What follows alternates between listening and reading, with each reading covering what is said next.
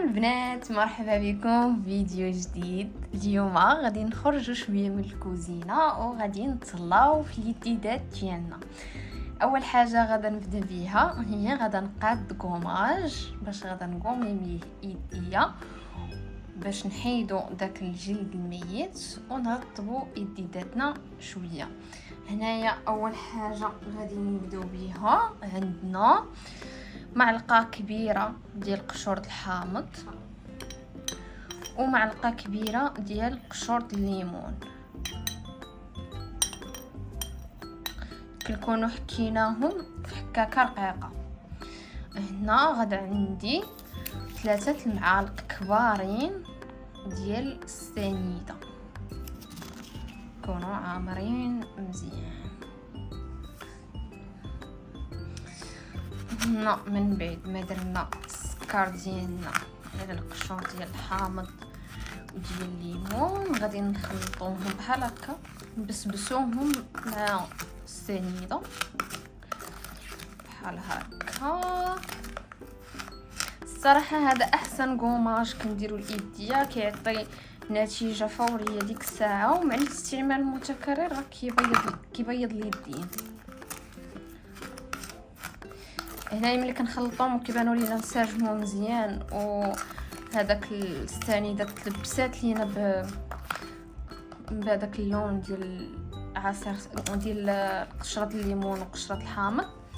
غادي نضيفوا عليهم 3 المعالق، غادي نضيفوا عليهم 3 المعالق ديال زيت الزيتون. 3 معالق تقريبا. حنا غادي نغطيو هاد الخليط ديالنا بالزيت، مكثروش بزاف عاوتاني ومنطون ما نقلوش.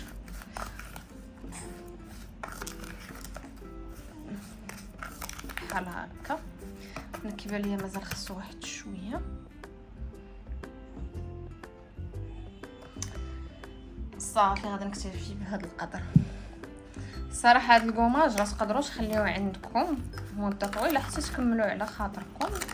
كل ما احتاجيتو بليديكم ناشفين ومحتاجين كوماج تستعملوه، هو كل ما بقى مرقد هكا اكثر كل ما كيكون حسن. تقدروا تحتفظوا به في الثلاجه ولا في شي بلاصه بارده الا عندكم في الدار، بحال هكا في شي علبه بحال هذه ولا اصغر منها كاع، تغطيو عليه وتخليوه الوقت اللي احتاجيتوه كديروا منه. انا غادا نخليه هنايا شويه يطلق مع بعضياته، وغادا نخليه شويه يطلق مع بعضياته، وغادا ندوز هنايا الضفيرات ديالي. غادا نحاول نقص شويه من الجناب ومن الطول شويه. غادا نقاد الضفيرات ديالي وغادا نرجع معاكم باش غادي نديروا ليهم واحد الخلطه اللي غادا تبيضهم وكتعاون في انكم تطولوهم. وهنايا من بعد ما برات الضفار ديالي كيف ما شفتوا ونقصت من الطول ديالهم كيف ما شفتوا، راه اون فوا كتبردوا الاظافر ديالكم راه كيبان الفرق. غادا ناخذ هنايا الكوماج ديالي، غادا ناخذ منه واحد الكميه كيف ما شفتوا هنايا راه بدا كيطلق شويه الزيت على داك الزيت اللي كنا درنا فيه. كناخذ واحد الكميه كنبداو نقوميو بها يدينا مزيان كيف ما موضح في الفيديو. كنبداو الكوماج كندوزوه على يدينا كاملين.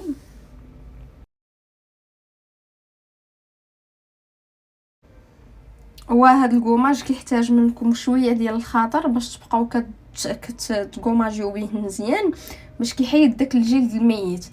الا ما دوزتوش الطريقه كيف ما خصها تكون راه كيبقى واحد الفرق اللي ماشي هي النتيجه المطلوبه.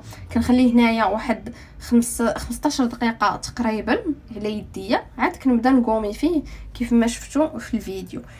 كنديروا كوماج اللي يكون مزيان، كندوزو على يدينا كاملين باش ملي كنساليو كنلقاو ديك النعومه وديك النتيجه اللي حنا محتاجينها.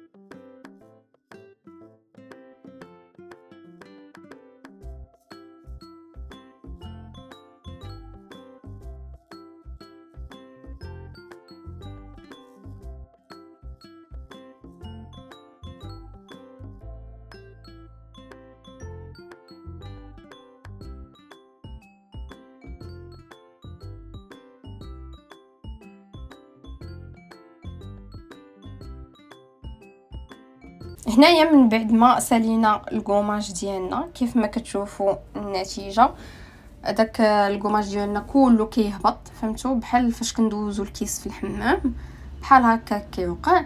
كيف ما شفتوا راه من هنا كتبداو تحسوا بالنتيجه.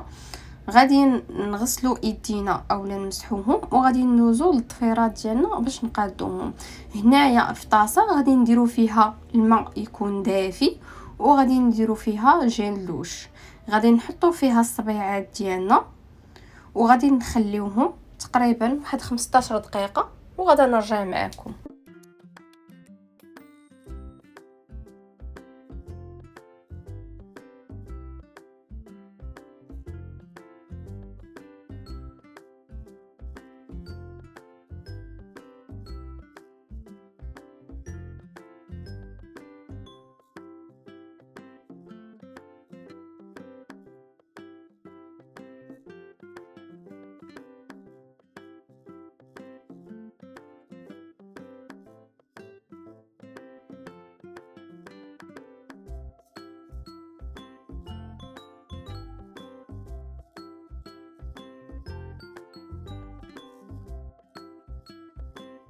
من بعد ما دازت 15 دقيقه على الاصابع ديالي هما في داك الماء الدافي، وغسلت ايديا كيف ما شفتوا في الفيديو، راه من هنايا كتبدا تبان لكم النتيجه في الضفار ديالكم. ولكن غادي نزيدوا الخلطه الاخرى اللي خاصه بالاظافر، كتنقي الاظافر مزيان، كتبيضهم وكتطولهم مع الوقت ومع الاستعمال. الا بقيتو كتستعملوها لمده طويله كتصحح لكم الاظافر اكثر، كيوليو يطوالوا. هنايا غادي نديروا معلقه كبيره ديال الدونتيفريس، غادي نديروا معاها تقريبا واحد نص معلقه ديال خماره الحلوى، وغادي نضيفوا عليه، غادي نخلطوهم مزيان عاد باش غادي نضيفوا عليهم عصره ديال الحامض، تقريبا شي معلقه كبيره بحال هكاك ديال عصير الحامض. كيف ما شفتوا هنايا انا كنخلط الدونتيفريس والخماره ديالي مزيان حتى غينسجموا مع بعضياتهم، عاد باش ضفت عليهم عصير الحامض. هذا عصير الحامض كينقي الضفار مزيان وكيبيضهم اكثر، هو الدونتيفريس. هاد الخلطه الصراحه خطيره بزاف، كتعجبني ولات معتمده عندي من سنين دابا. صراحه كل ما كنحتاج بلي ضفاري وايديا محتاجين واحد الجلو اب، هذه هي الطريقه ديالي دائما. هنايا من بعد ما نسجم الخليط ديالي كنابليكيه على الضفار كيف ما شفتوا بهذه الطريقه، كندخلو مزيان. من الاحسن ديروا شيته د السنان تخليوها خاصه بالاظافر ديالكم باش تبقاو تغسلوهم، حيت كتجي بخاتيك بزاف، كتكون صغيره كتغسلهم مزيان وكتنقيهم اكثر من الشيته ديال الضفار اللي كنعرفوا.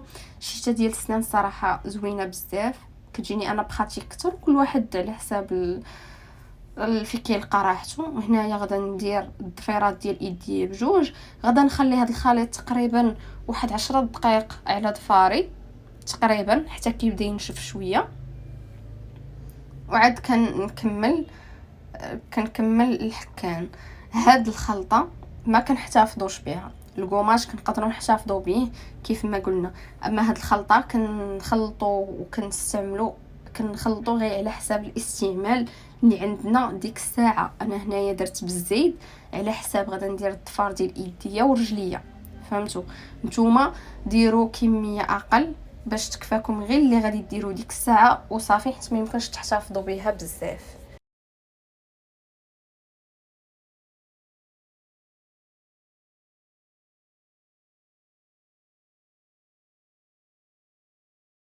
غادا ناخذ هنايا الشيشه، من بعد ما نشف لي دازت 10 دقائق تقريبا، غادا نبدا كنحك مزيان ديك الخلطه على الضفار ديالي كيف ما شفتوا. كنحاول نفزك شويه حيت كتكون فريمون نشفات، كنحاول نفزك شويه الشيشه وكنحك مزيان.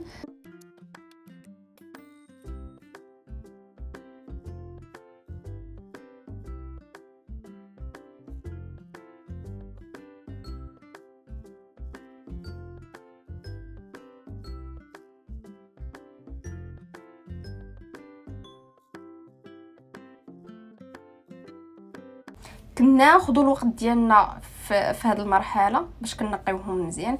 كيف ما شفتوا هنايا من بعد ما غسلت الضفيرات ديالي، من بعد ما حكيناهم مزيان، النتيجه كتبان زوينه بزاف.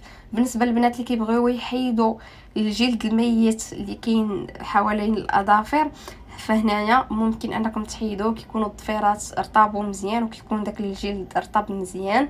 الا ما كنتوش كتبغيو تحيدوه فكتكتفيو بهذا القدر، كديروا غير شي مرطب اولا شي زيت الاظافر ديالكم وصافي. وهكا البنات كنكونوا وصلنا لنهايه الفيديو. كيف ما كتشوفوا النتيجه ديال خلطه الاظافر راه كتبان لكم كيفاش الضفيرات كيبانوا بيضين، وراه كطولهم مع الاستعمال ومع الوقت راه كيوليو يطولوا لكم الضفار ديالكم. اما بالنسبه للكوماج فما غاديش نقدر نوصل لكم الاحساس اللي غادي تحسوا به حتى تجربوه، حيت كيعطي واحد النعومه اللي ما يمكنش غتحسوا بها، خصوصا البنيتات اللي يديهم كرفسين سواء بالشقه سواء بقله الاهتمام. كنتمنى الفيديو ديال اليوم يكون نال الاعجاب ديالكم. ما تنساوش ديروا جيم الفيديو، وما تنساوش الا كان عندكم شي تساؤل تخليوه لي في لي كومونتير، وتابوناو في لاشين باش يوصلكم فيديو جديد ان شاء الله. الا بغيتو نزيدكم من هاد الفيديوهات خليوها ليا في لي كومونتير. خليكم على خير، باي باي.